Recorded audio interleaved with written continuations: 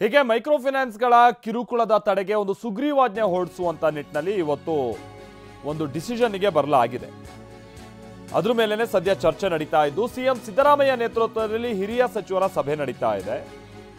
ಗೃಹ ಕಚೇರಿ ಕೃಷ್ಣಾದಲ್ಲಿ ನಡೀತಾ ಇರುವಂತಹ ಮಹತ್ವದ ಸಭೆ ಇದು.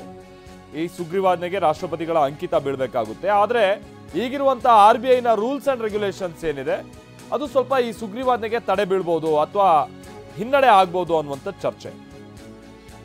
HK ಪಾಟೀಲ್, ಗೃಹ ಸಚಿವ ಡಾಕ್ಟರ್ ಜಿ ಪರಮೇಶ್ವರ್, ಸಚಿವ ರಾಜಣ್ಣ, ಸರ್ಕಾರದ ಮುಖ್ಯ ಕಾರ್ಯದರ್ಶಿ ಆಗಿರುವಂತಹ ಶಾಲಿನಿ ರಜನೀಶ್ ಇವರೆಲ್ಲ ಸಭೆಗೆ ಬಂದಿದ್ದಾರೆ ಅಥವಾ ಸಭೆಯಲ್ಲಿ ಇವರೆಲ್ಲ ಭಾಗಿಯಾಗಿದ್ದಾರೆ. ಈಗ ಇರುವಂತಹ ಅಂಶ ಅಂತ ಅಂದ್ರೆ RBIನಿಂದ ಇವರಿಗಿರುವಂತಹ ಅನುಕೂಲಗಳ ಕಡೆ ಗಮನ ಕೊಟ್ಟಾಗ ಈ ರೀತಿಯಾದಂತಹ ಸುಗ್ರೀವಾಜ್ಞೆ ತರೋದಕ್ಕೆ ಅವಕಾಶನಾ ಅನ್ನುವಂಥದ್ದು ಪ್ರಶ್ನೆ. ಹಾಗಾಗಿ ಕೋರ್ಟ್ಗೆ ಹೋಗಬೇಕಾಗುತ್ತೆ. ಕೋರ್ಟ್ನಲ್ಲಿ ಅವ್ರುಗಳು ಕೂಡ ಮೈಕ್ರೋ ಫೈನಾನ್ಸ್ನವರು ಕೂಡ ಪ್ರಶ್ನೆ ಮಾಡೋರು ಇರ್ತಾರೆ. ಹಾಗಾಗಿ ಅಲ್ಲಿ ಹಿನ್ನಡೆ ಆಗದೆ ಇರುವಂಥ ರೀತಿಯಾಗಿ ನಿರ್ಧಾರಕ್ಕೆ ಬರಬೇಕು. ಸೊ ಈ ರೀತಿಯಾದಂಥದ್ದೆಲ್ಲವೂ ಕೂಡ ಇವತ್ತು ವಿಚಾರ ಪ್ರಸ್ತಾಪ ಆಗ್ತಾ ಇದೆ ಅನ್ನುವಂಥದ್ದು ಗೊತ್ತಾಗ್ತಾ ಇದೆ. ಆಮೇಲೆ ಒಂದಂತೂ ಸ್ಪಷ್ಟ, ಮೈಕ್ರೋ ಫೈನಾನ್ಸ್ನಿಂದ ಯಾರ್ಯಾರು ಸಾಲ ತೆಗೆದುಕೊಂಡ್ಬಿಟ್ಟಿದ್ದಾರೋ ಆ ಸಾಲ ಎಲ್ಲ ಮನ್ನಾ ಮತ್ತೊಂದು ಈ ಥರದ್ದು ಮಾಡೋದಕ್ಕೆ ಖಂಡಿತ ಅವಕಾಶ ಇಲ್ಲ.